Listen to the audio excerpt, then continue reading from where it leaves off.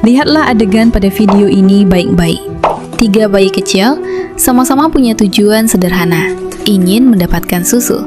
Tapi ternyata jalannya tidak sama. Yang pertama melaju cepat, begitu mudah melewati rintangan.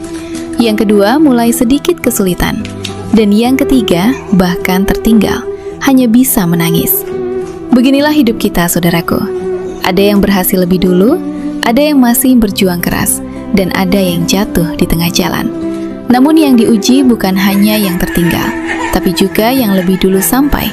Apakah dia akan peduli atau pura-pura tidak melihat? Rasulullah SAW bersabda, seorang mukmin bagi mukmin lainnya seperti satu bangunan, saling menguatkan satu sama lain. Hadis riwayat Bukhari dan Muslim. Yang pertama sudah dapat susunya, rezeki, jabatan, kenyamanan hidup.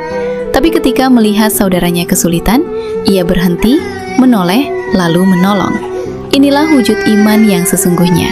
Sebab dalam Islam, keberhasilan bukan diukur dari siapa yang sampai duluan, tapi dari siapa yang tidak meninggalkan saudaranya. Ibnu Jauzi pernah menulis dalam kitab Saidul Khotir, sungguh, di antara bukti baiknya hati adalah ketika seseorang tidak tenang melihat orang lain kesulitan. Dan lihat bagaimana si kecil yang kedua, setelah berhasil keluar, justru memungut botol susu untuk saudaranya. Ia tidak punya banyak tenaga, tapi punya empati. Itulah yang jarang kita miliki sekarang. Peduli pada yang sedang di bawah, bukan malah membandingkan diri. Maka renungkanlah, jangan hanya bangga karena sudah di luar rintangan, sementara orang lain masih terjebak di dalamnya. Hari ini mungkin kita yang menolong, tapi esok bisa jadi kita yang butuh ditolong. Karena Allah tidak melihat siapa yang tercepat, tapi siapa yang paling bermanfaat.